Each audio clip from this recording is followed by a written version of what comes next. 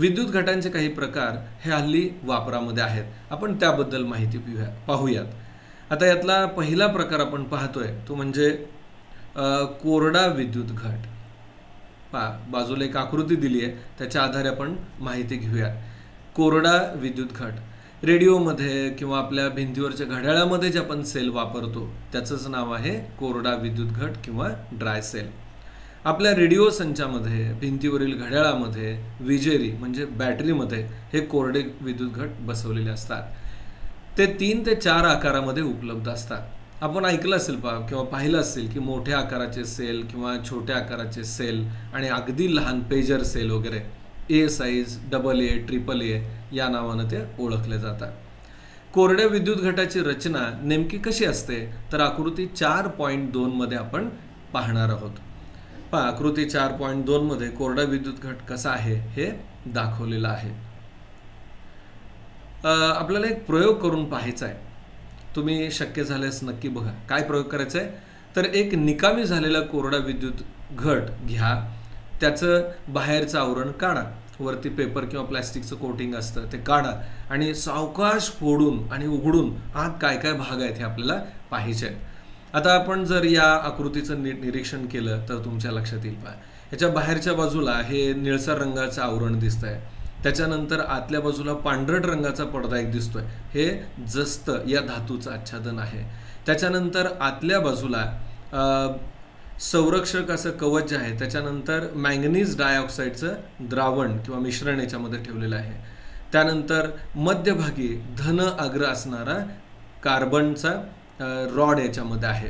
आणि आणखीन एक गोष्ट तुमच्या लक्षात येईल, या सेलच्या वरच्या बाजूला कार्बनला जोडलेला धन अग्र आहे, तर अगदी हे जस्ताचं जे आवरण आहे आता मी सांगितलं ना, याला जोडलेलं खालच्या बाजूला या सेलचं किंवा घटाचं ऋण अग्र आहे। आपण ज्या वेळेला हा सेल फोडू किंवा उघडू तर त्यामध्ये काय काय दिसेल पहा। त्याच्या आत एक पांढरट धातूचे आवरण दिसेल। आता आपण पाहिलं तर ते कुठल्या धातूचं आहे, जस्त किंवा झिंक या धातूचं हे आवरण आहे की जे बाहेरच्या बाजूला आहे। ठीक आहे, हेच घटाचं ऋण टोक आहे, आता आपण पाहिलं। आता हेही आवरण हलकेच फाडा, आपण एक एक आवरण तोडत आतल्या बाजूला चाललोय। जस्ताच्या आवरणाच्या आत आणखी एक आवरण असते, या दोन्ही आवरणांमध्ये विद्युत अपघटनी भरलेली असते। या दोन आवरणांच्या मध्ये काय असतंय, विद्युत अपघटनी भरली असते। विद्युत अपघटनी म्हणजे नेमकं काय तर या विद्युत अपघटनीमध्ये धनप्रभारित आणि ऋणप्रभारित आयन असतात आणि त्यांच्या मार्फतच विद्युतचं वहन होतं। ही अपघटनी म्हणजे झिंक क्लोराईड ZnCl2 आणि अमोनियम क्लोराईड म्हणजेच NH4Cl। नीट लक्षात ठेवा, ही जी विद्युत अपघटनी भरली आहे याच्यामध्ये कोणती रसायन आहेत, झिंक क्लोराईड आणि अमोनियम क्लोराईड। आता हे कुठल्या स्वरूपात आहेत तर यांच्या ओल्या मिश्रणाचा लगदा असतो। हे जे झिंक क्लोराईड आहे आणि अमोनियम क्लोराईड आहे यांच्या मिश्रणाचा ओला लगदा असतो। असा ओला लगदा का भरतात तर घटाच्या मध्यभागी एक ग्राफाईटची कांडी असते। ग्राफाईट हे कार्बनचंच अपरूप आहे, तर ह्या ग्राफाईटची कांडी एक मध्यभागी असते। या आकृतीमध्ये तुम्हाला दिसेल पहा, इथं मध्यभागी जे आहे तेच वरच्या बाजूला धन अग्र म्हणून जोडलेलं आहे। हेच घटाचे धन टोक असते। कांडीच्या बाहेरील भागात MnO2 म्हणजेच मॅंगनीज डायऑक्साईड असतं। या मॅंगनीज डायऑक्साईडची पेस्ट भरलेली असते। या सर्व रासायनिक पदार्थांच्या आधारे रासायनिक अभिक्रिया होते आणि दोन्ही टोकांवरती विद्युत प्रभार तयार होतो आणि परिपथामधून विद्युतधारा वाहते। लक्षात येते, विद्युत घटामध्ये दोन कोणत्या गोष्टी महत्त्वाच्या लक्षात ठेवायच्या तर त्याचं धन अग्र आणि त्याचं ऋण अग्र।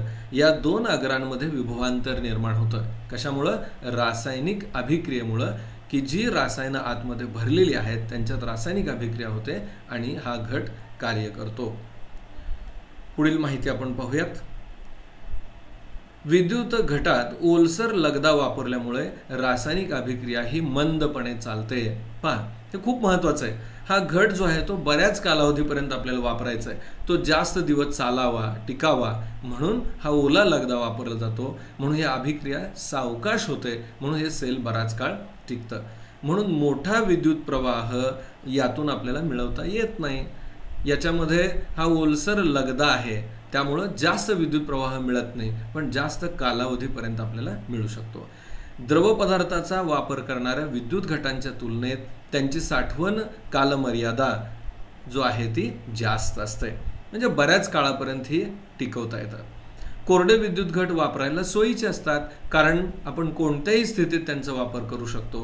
उभे, आडवे किंवा अगदी तिरपे कसेही ते ठेवले तरी चालतात आणि चलसाधनांमध्येही सहजपणे वापरता येतात. ज्या वेगवेगळ्या वस्तू आहेत ज्या आपण हाताळतोय, घेऊन फिरतोय, त्यांच्यामध्ये उभे, आडवे, तिरपे झालं तरी अडचण होत नाही. विद्यार्थी मित्रांनो, आपल्याला माहीत असेल आपल्या घरी जे इन्व्हर्टर आहेत ते इन्व्हर्टरला बॅटरी वापरलेले असतात. तर याच्यात ॲसिड असं पाणी आपण म्हणतो, तर या ॲसिड पातळ असल्यामुळं त्या बॅटऱ्या आपण आडव्या किंवा तिरप्या ठेवू शकत नाही, पण ही मर्यादा या कोरड्या विद्युत घटांच्या बाबतीत नाही. त्यानंतर आपण दुसऱ्या प्रकारचा विद्युत घट अभ्यासणार आहोत. त्याचं नाव आहे लेड आम्ल विद्युत घट. कुठला विद्युत घट आहे? लेड आम्ल विद्युत घट. याला नाव का असं दिलंय? तर याच्यामध्ये लेड आणि आम्ल यांचा उपयोग केलाय, नावानुसारच आहे. बाजूला आकृती दिली पहा, 4.3 लेड आम्ल विद्युत घट. काय काय दिसतंय? तर याच्या बाहेरच्या बाजूला एक भांडं आहे की ज्याच्यामध्ये सल्फ्युरिक आम्ल भरलेला आहे, H2SO4. त्यानंतर ह्याच्यामध्ये 2 अग्र किंवा इलेक्ट्रोड आहेत, एक ऋण अग्र आहे आणि दुसरा जो आहे तो धन अग्र आहे. हा धन अग्र कशाचा वापरलाय? तर लेड डायऑक्साईडचा आहे. आणि हा जो ऋण अग्र दुसरा दिसतोय तो कशाचा बनवलाय?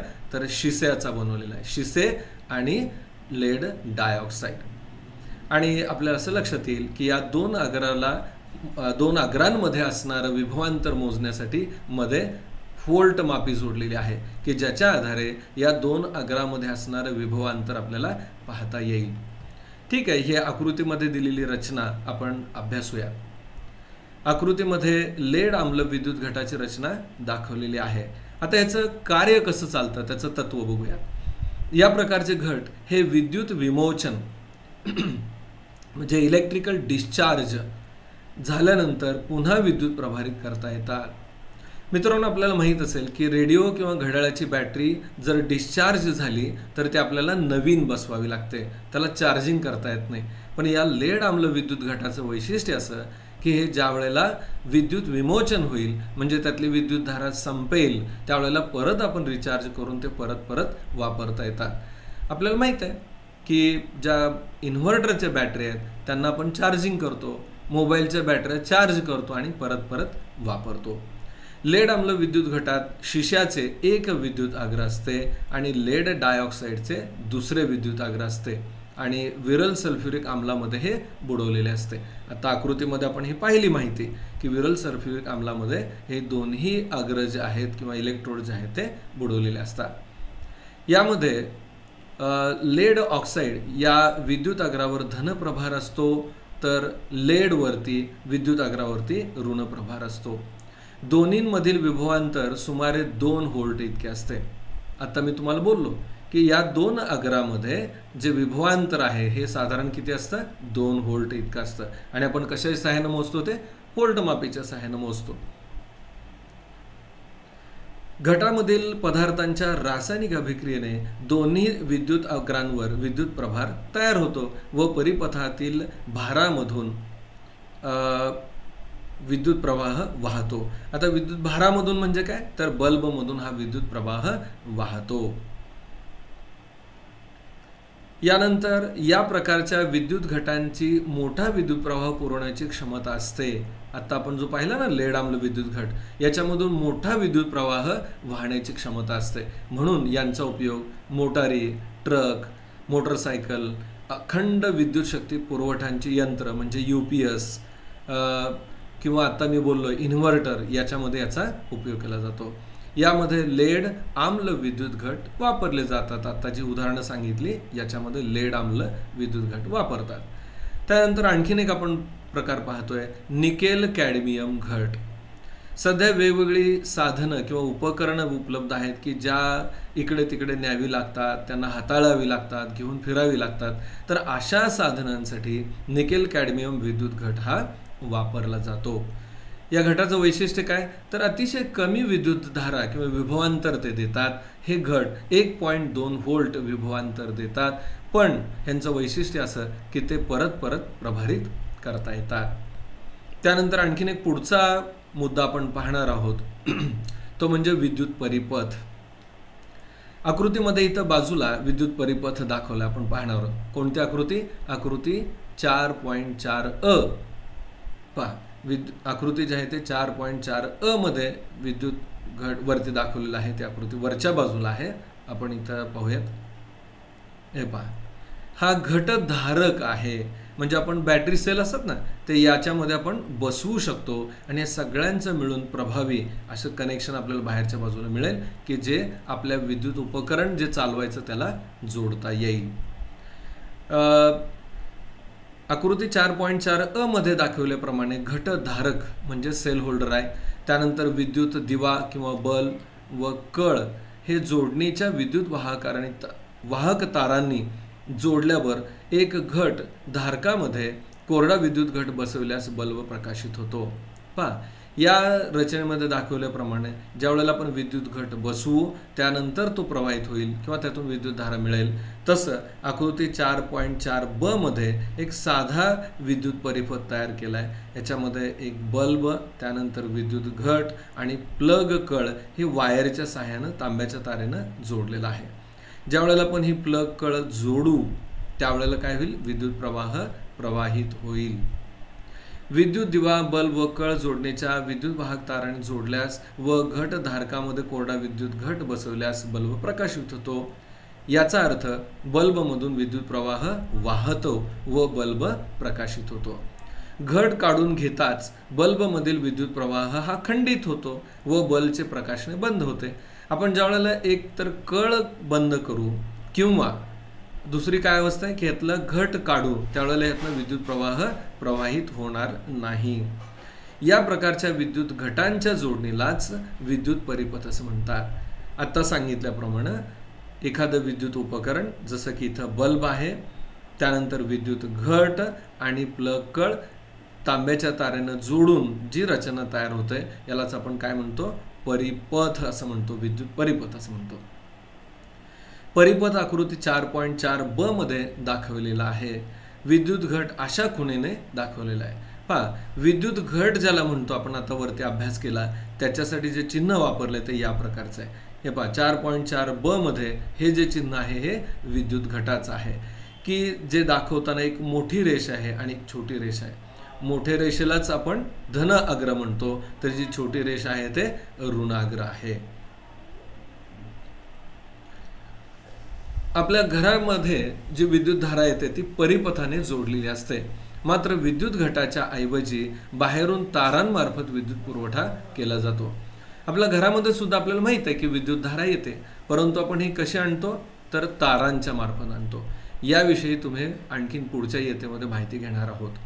आता आपण पाहूयात घटांची जोडणी. विद्युत परिपथात काही वेळा एकापेक्षा अधिक घट जोडलेले तुम्ही पाहिलेले असतील. आता पुढे आकृती आपण बघणार आहे 4.5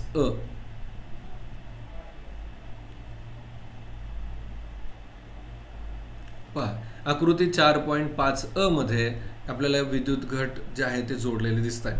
हा पहा, हा एक विद्युत घट आहे आणि हा दुसरा विद्युत घट आहे. या पद्धतीनं आपण आकृती काढून विद्युत घटाची जोडणी दाखवू शकतो. या पहिल्या घटाचं धन विद्युत टोक हे आहे आणि त्याच्या दुसऱ्या बाजूला ऋण टोक आहे. तर हा दुसरा विद्युत घट आहे, त्याचं हे धन टोक आहे आणि हे ऋण टोक आहे. या दुसऱ्या विद्युत घटाचं धन टोक हे पहिल्या विद्युत घटाच्या ऋणाला जोडलंय आणि हे धन टोक जे आहे ते वापरासाठी घेतलंय आणि इकडचं ऋण टोक वापरात घेतलंय. ज्या वेळेला हे दोन घट या पद्धतीनं जोडले जातात त्याला विद्युत घटांची एकसर जोडणी असं म्हणतात. म्हणजे एका घटाचं धन टोक आणि दुसऱ्याचं ऋण जोडलंय, एका पुढं एक एकसर आणलेले आहेत म्हणून ही एकसर जोडणी आहे. विद्युत परिपथात काही वेळा एकापेक्षा अधिक घट जोडलेले असतात हे आपण पाहिलं असेल. ट्रान्झिस्टर रेडिओमध्ये 2 किंवा 3 कोरडे घट एकसर जोडणीत जोडलेले असतात. पहा, काही रेडिओमध्ये 2 सेल, काहीमध्ये 3 सेल जोडलेले असतात. असं करण्याचा उद्देश काय? तर त्याच्यामध्ये असणारी विद्युत धारा किंवा विभवांतर वाढवणं हा असतो. असं करण्याचा उद्देश म्हणजे एका घटाच्या विभवांतरापेक्षा अधिक विभवांतर मिळवणं हा असतो. त्यामुळे अधिक विद्युत प्रवाह आपल्याला मिळवता येतो. विद्युत घट आकृती 4.5 आ मध्ये दाखवल्याप्रमाणे जोडल्यास त्यास घटांची बॅटरी असे म्हणतात. पहा, अनेक घट, आता इथं जी दुसरी आकृती आपल्याला दिसते 4.5 आ मध्ये, म्हणजे ही आकृती, याच्यामध्ये सुद्धा विद्युत घट आहेत. हा पहिला, हा दुसरा, तिसरा आणि चौथा. या घटामध्ये सुद्धा काय केलं पाहिजे, याच्यामध्ये हा पहिला घटाचं धनटोक हे दुसऱ्याच्या ऋणाला जोडलंय आणि त्याचप्रमाणे दुसऱ्याचं धन परत पुढच्याच्या ऋणाला, याप्रमाणे जोडणी केली आहे. आणि पहिल्याचं ऋणटोक आणि शेवटच्याचं धनटोक आपण वापरात घेतोय, म्हणजे या दोन टोकामध्ये विभवांतर काय होईल, आता वाढेल. जर समजा हा प्रत्येक घट 1 व्होल्ट इतका असेल तर साहजिकच या पहिल्या आणि या शेवटच्या टोकामध्ये असणार विभवांतर किती असेल, तर या चौघांची बेरीज म्हणजे 1 अधिक 1 अधिक 1 एकूण विभवांतर किती असेल, 4 व्होल्ट इतका असेल. हे पहा, या एकसर जोडणीत एका घटाचे धनटोक दुसऱ्या घटाच्या ऋणटोकाला व दुसऱ्याचे धनटोक हे तिसऱ्या घटाच्या ऋणटोकाला जोडतात. त्यामुळं जर प्रत्येक घटाचे विभवांतर 1 व्होल्ट असेल तर 3 घटांचे विभवांतर हे 3 व्होल्ट असेल. जर 4 असतील घट तर 4 व्होल्ट विभवांतर असेल. यानंतर आपल्याला जरा डोकं वापरण्यासाठी संधी दिली आहे. बाजारात मिळणाऱ्या मोटारीची बॅटरी तुम्ही पाहिली असेल, तिला घट न म्हणता बॅटरी असं म्हणतात. का म्हणतात याचा विचार करा. ठीक आहे. त्यानंतर आपण पुढचा अतिशय महत्त्वाचा एक पॉईंट पाहणार आहोत, धाराविद्युतचे चुंबकीय परिणाम. पहा, इथे एक कृती आहे, अतिशय आपल्याला इंटरेस्टिंग वाटेल असा एक प्रयोग दिलेला आहे. काय करायचं नेमकं पहा. एखाद्या टाकाऊ काडीपेटीसारख्या डबीच्या आतील ट्रे घ्या. काडीपेटी आपण पाहतो, रोज वापरतो. त्या काडीपेटीच्या आतमध्ये ट्रे असतो की नाही छोटा, ज्याच्यात काड्या ठेवलेले असतात, तर तो ट्रे घ्यायचा. इथं दाखवलं पहा आकृतीमध्ये. आणि या ट्रेच्या आतमध्ये एक चुंबक सूची जी आहे ती ठेवायची. ठीक आहे. त्या डबीच्या आतल्या ट्रेमध्ये लहानशी चुंबक सूची ठेवायची. आता या जोडणीची लांब तार घेऊन ती ट्रे भोवती गुंडाळा. एक तांब्याची तार घेतली तर तुम्हाला दिसते पहा, हे खोका आहे, याच्यात चुंबक सूची ठेवली आहे आणि तांब्याची तार घेऊन त्या ट्रेच्या भोवती किंवा खोक्याच्या भोवती गुंडाळली आहे. ठीक आहे. त्यानंतर विद्युत घट, प्लग, कळ ही तार व बल्ब जोडून परिपथ पूर्ण करा. आकृती 4.6 इथं जी दिसते आपण पाहतोय. मला वाटतं परिपथ म्हणजे काय आपल्याला लक्षात आलंय की ज्याच्यामध्ये विद्युत घट, प्लग, कळ, त्यानंतर बल्ब आणि वायर यांचा समावेश असतो. इथं आणखीन एक बदल आपल्याला केलेला दिसतोय परिपथात. कोणता, तर इथं तांब्याची तार या खोक्याभोवती गुंडाळलेली आहे आणि ज्याच्यामध्ये चुंबक सूची आहे. आता प्रयोग काय करायचं बघा. ही सगळी जोडणी झाली. आता चुंबक सूचीची स्थिती पहा. हे चुंबक सूची जी आहे ना, ही या दिशेमध्ये दिसते सध्या. आता आपण याच्यावरती काय प्रयोग करणार आहे, तर एक चुंबक पट्टी घेऊन ती चुंबक सूचीजवळ न्या.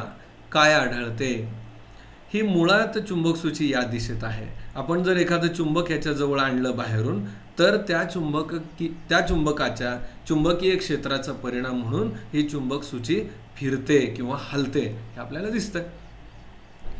चुंबक सूचीकडे नजर ठेवून परिपथाची कळ दाबा. आता बल्ब प्रकाशमान होईल. आता आपण हे चुंबक पट्टी जी घेतली होती बाजूला ठेवू. आता दुसरा प्रयोग करूया. काय करणार आपण, तर ही प्लग कळ बंद करणार, म्हणजेच विद्युत प्रवाह यातनं जाऊ देणार. आता काय होतं पहा, हा विद्युत प्रवाह या तांब्याच्या तारेमधून जाईल. म्हणजेच काय होईल, तर त्यावेळेला या आपण चुंबक सूचीचं निरीक्षण करायचं आहे. तर ज्या वेळेला विद्युतधारा या तारेतून जाते त्यावेळेला परत या चुंबकीय सूचीची हालचाल दिसते. याचा अर्थ काय कळतो, तर आपण सुरुवातीला चुंबक ज्या वेळेला या सूचीच्या जवळ आणलं त्यावेळेला ही चुंबक सूची हलली होती आणि आता विद्युतधारा गेल्यानंतर सुद्धा तिची हालचाल होते. याचा अर्थ या तारेतून विद्युतधारा जात असताना याच्या भोवती काय तयार होत असलं पाहिजे, चुंबकीय क्षेत्र तयार होत असलं पाहिजे. अगदी बरोबर आहे. म्हणजेच विद्युतधारा प्रवाह चालू झाला हे आपल्या लक्षात येईल. चुंबक सूची दिशा बदलते का, आता आपण पाहिलं मित्रांनो, हे आपल्याला दिशा बदललेली दिसते. आता कळ खुली करा. चुंबक सूची पुन्हा मूळ दिशेत स्थिरावते का. ज्या वेळेला आपण हा प्लग कळ जी अगोदर बंद केली होती म्हणजे विद्युत प्रवाह पाठवला होता ती खुली करायची म्हणजे विद्युत प्रवाह बंद होईल. ज्यावेळेला विद्युत प्रवाह जाणार नाही म्हणजे इथं बाजूला चुंबकीय क्षेत्र तयार होणार नाही. आणि जर चुंबकीय क्षेत्र नसेल तर चुंबक सूची परत तिच्या मूळच्या दिशेमध्ये येईल, हे आपल्याला पाहता येईल. या प्रयोगावरून आपल्याला काय निष्कर्ष काढता येईल? मला वाटतं निष्कर्ष अगदी आपल्या समोर आहे. निष्कर्ष काय की ज्या वेळेला एखाद्या वाहकामधून विद्युतधारेचं वहन होतं त्यावेळेला त्या वाहकाच्या भोवती चुंबकीय क्षेत्र निर्माण होतं. यानंतर आपण पुढचा मुद्दा बघूयात. चुंबक सूची म्हणजे एक लहानसा चुंबक असतो हे आपल्याला माहीत आहे. चुंबक पट्टी चुंबक सूचीजवळ नेल्यावर चुंबक सूची दिशा बदलते हे आपण पाहिलंय. त्याचबरोबर परिपथात विद्युत प्रवाह चालू केल्यासही चुंबक सूची दिशा बदलते. दोन गोष्टी आपण पाहिला की चुंबक सूचीजवळ चुंबक नेलं तरी चुंबक सूचीची दिशा बदलते आणि जर विद्युत प्रवाह प्रवाहित केला त्याच्या बाजूला तरी सुद्धा तिची दिशा बदलते. म्हणजेच तारेतून विद्युत प्रवाह गेल्यास त्याच्या भोवती चुंबकीय क्षेत्र निर्माण होतं. हॅन्स ख्रिस्तियसन ओरस्टेड या वैज्ञानिकानं असं निरीक्षण पहिल्यांदा नोंदवलं. थोडक्यात आपल्याला असं म्हणता येईल की एखाद्या तारेतून विद्युत प्रवाह गेला तर त्या तारेच्या भोवती चुंबकीय क्षेत्र निर्माण होतं. आता हा जो गुणधर्म आहे की तारे वाहकामधून ज्या वेळेला विद्युतधारा वाहील त्याच्या भोवती चुंबकीय क्षेत्र निर्माण होईल, आपण एका प्रयोगातून बघूयात. खूप इंटरेस्टिंग प्रयोग आहे मित्रांनो, आपण हा प्रयोग समजून घेऊयात. आता नेमका प्रयोग काय करायचा आहे पहा. आपल्याला आकृतीतलं काही साहित्य लक्षात येते का पहा. हा एक स्क्रू आहे किंवा खिळा आहे लोखंडी आणि या खिळ्याच्या भोवती हे तांब्याची तार गुंडाळलेली आहे आणि या तारेची दोन टोकं इथं कळ वापरून या विद्युत घटाला जोडलेली आहे, म्हणजे परिपथ तयार केलेला आहे. ठीक आहे. आता ज्या वेळेला या परिपथामधून आपण कळ बंद करू म्हणजे विद्युत प्रवाह चालू करू त्यावेळेला काय होईल, विद्युतधारा या तारेमधून जायला लागेल. आणि आपण नियम पाहिला आत्ताच की ज्या वेळेला विद्युत वाहकामधून विद्युतधारा जाते त्यावेळेला त्याच्या भोवती चुंबकीय क्षेत्र निर्माण होतं. साहजिकच या चुंबकीय क्षेत्रामध्ये आता कोण आहे, हा खिळा आहे किंवा स्क्रू आहे आणि या स्क्रूमध्ये चुंबकीय क्षेत्र निर्माण होईल. मग आपण हे तपासणार आहे. कसं तपासणार तर या खिळ्याच्या भोवती जर आपण टाचण्या आणल्या किंवा लोखंडी छोट्या वस्तू आणल्या तर त्याला त्या चिकटतात. याच्यावरून आपली खात्री होईल की नक्कीच याच्यामध्ये विद्युत चुंबक निर्माण झालेला आहे. बघूयात आपण स्पष्टीकरण काय दिलंय. एखादा मीटरभर विद्युतधारेची विद्युत रोधी आवरण असलेली तांब्याची लवचिक तार घेऊन एका लांब स्क्रूवर कसून गुंडाळा. पहा, तांब्याची तार जी आहे त्याच्यावरती आवरण असलं पाहिजे आणि अशी तार जी आहे ती कसून गुंडाळा, म्हणजे चिटकून गुंडाळायची, लूज ठेवायची नाही, पक्की गुंडाळायची. तारेची दोन टोके आकृती 4.7 मध्ये दाखवल्याप्रमाणे परिपथामध्ये जोडा. इथं पहा, दोन टोकं जे आहेत ती परिपथाला जोडले. परिपथात विद्युत घट व कळही जोडा. स्क्रूच्या जवळ 2-4 लोखंडी टाचण्या ठेवा. आता कळ बंद करून परिपथातून विद्युतधारा प्रवाहित करा. टाचण्या स्क्रूच्या टोकाला चिकटलेले दिसतील. ज्या टाचण्या आहेत या स्क्रूच्या टोकाला चिकटलेले आपल्याला दिसतात. कळ खुली करताच टाचण्या चिकटलेल्या स्थितीलाच राहतील का. पहा, आपण कळ खुली करतोय म्हणजे विद्युत प्रवाह वाहण्याचं बंद करतोय. मग आता ह्याच्यामध्ये चुंबकत्व राहील का, नाही. आणि जर स्क्रूमध्ये चुंबकत्व नसेल तर या टाचण्याला चिकटतील का, नाही. साहजिकच टाचण्या निघून पडतील. स्पष्टीकरण पाहायचं. तारेतून विद्युत प्रवाह वाहताना स्क्रू भोवती तारेच्या कुंतलात म्हणजेच कॉइलमध्ये किंवा तारेच्या वेटोळामध्ये चुंबकत्व निर्माण होते व त्यामुळे स्क्रूलाही चुंबकत्व प्राप्त होते. लक्षात येत आहे. ज्यावेळेला तारेमधून विद्युतधारा जाईल त्यावेळेला त्याच्या भोवती चुंबकीय क्षेत्र निर्माण होईल आणि या चुंबकीय क्षेत्रामध्ये स्क्रू आल्यामुळं त्या स्क्रूमध्ये सुद्धा तात्पुरतं चुंबकत्व येईल. पण विद्युत प्रवाह खंडित होताच ते परत नाहीसं होतं. कुंतल किंवा ज्याला आपण कॉईल म्हणतो किंवा तारेचं कुंडल आणि स्क्रू या संहितेस विद्युत चुंबक असं म्हणतात. पहा, याच्यामध्ये जी तांब्याची तार स्क्रूवरती गुंडाळलेली आहे त्याला आपण नाव काय देणार आहे, विद्युत चुंबक असं म्हणणार आहे. विद्युत चुंबकाचे विविध उपयोग तुम्ही मागील इयत्तेत पाहिलेले आहेत. विज्ञान संशोधनामध्ये उपयोगी तीव्र चुंबकीय क्षेत्र तयार करण्यासाठी सुद्धा विद्युत चुंबक वापरतात, याची आपल्याला कल्पना आहे. यानंतर अतिशय इंटरेस्टिंग तुम्हाला वाटेल असा एक भाग आपण या पाठामध्ये पाहणार आहे. हा शेवटचा पाठ आहे या पाठातील, विद्युत घंटा. मित्रांनो, आपण कोणाच्या जर घरी गेलो तर दारावरती बेलचं बटन दाबतो आणि बटन दाबल्यानंतर घरातली बेल वाजते. आपण बेल ऐकतो, पण खरंच ही बेल कशी काम करते हे आज आपण शिकणार आहोत. तर दारावरची साधी विद्युत घंटा ही आपण पाहिली आहे, पण ही जर बंद पडलेली एखादा घंटा आपण घेतली आणि ती खोलून पाहिली तर आत काय दिसतं हे आकृतीमध्ये दाखवलंय. पहा, या आकृतीमध्ये विद्युत घंटेची आंतररचना दाखवलेली आहे. नेमकं ह्यात काय बघायचं आपल्याला, तर विद्युत चुंबक या मध्यभागी दिसतोय. पहा, इथं हे लोखंडाची पट्टी आहे किंवा असं यू शेप आकाराचं लोखंड आहे आणि याच्यावरती ही तांब्याची तार गुंडाळलेली आहे.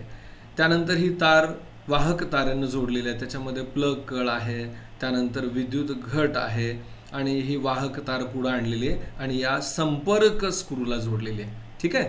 त्यानंतर आणखीन एक अशी रचना आहे की या तांब्याच्या तारेचं जे दुसरं टोक आहे हे वाहक तारेनं आणून या लोखंडी पट्टीला जोडलं आहे, की जी लोखंडी पट्टी पुढं असणारा जो टोला आहे किंवा हातोडा आहे की जो या घंटा आहे ना त्याच्यावरती आदळला जाणार आहे, याला जोडलेली आहे.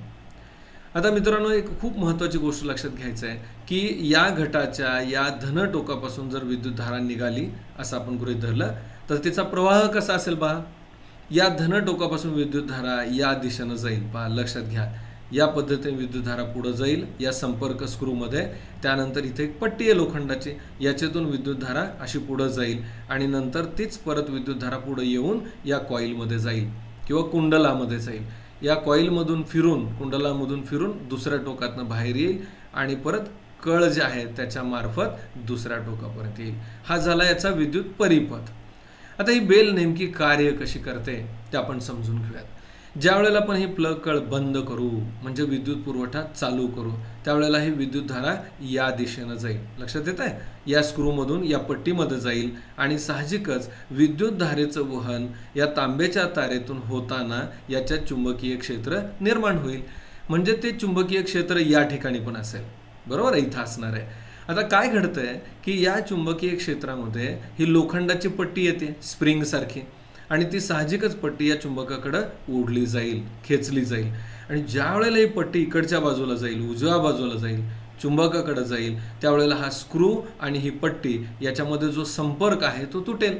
म्हणजे वाहणारी विद्युतधारा आता ही पुढे जाणार नाही, खंडित होईल. मग विद्युतधारा जर पुढे गेली नाही तर याच्यामध्ये चुंबकीय क्षेत्र राहील का? नाही राहणार.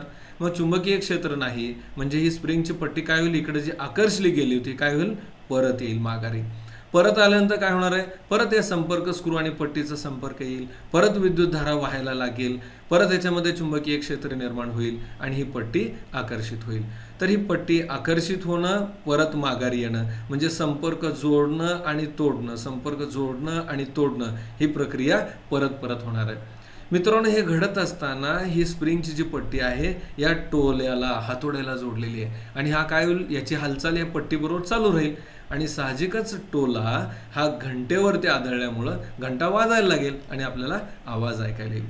मला वाटतं आपल्याला नक्कीच सगळ्यांच्या ही रचना लक्षात आली असेल. आपण पुस्तकाच्या आधारे थोडंसं पाहूयात. आकृती 4.8 मध्ये विद्युत घंटेचे बाह्य आवरण काढलेलं आहे. आपल्याला काय दिसतंय की त्यात विद्युत चुंबक आहे.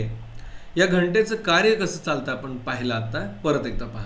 तांब्याची तार एका लोखंडी तुकड्यावर गुंडाळलेली असते. हे पाहिजे, आता मी सांगितलं ही तांब्याची तार आहे आणि हे लोखंडी तुकड्यावरती गुंडाळलेली आहे. हे कुंतल म्हणजेच कॉईल विद्युत चुंबक म्हणून कार्य करते.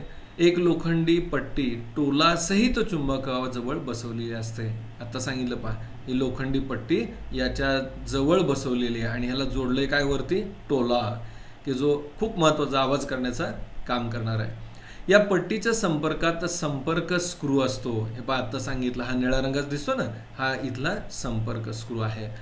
विद्युत परिपथ आकृती 4.8 मध्ये दाखवल्याप्रमाणे जोडलेला असतो. जोडणी पण मी सांगितली तुम्हाला.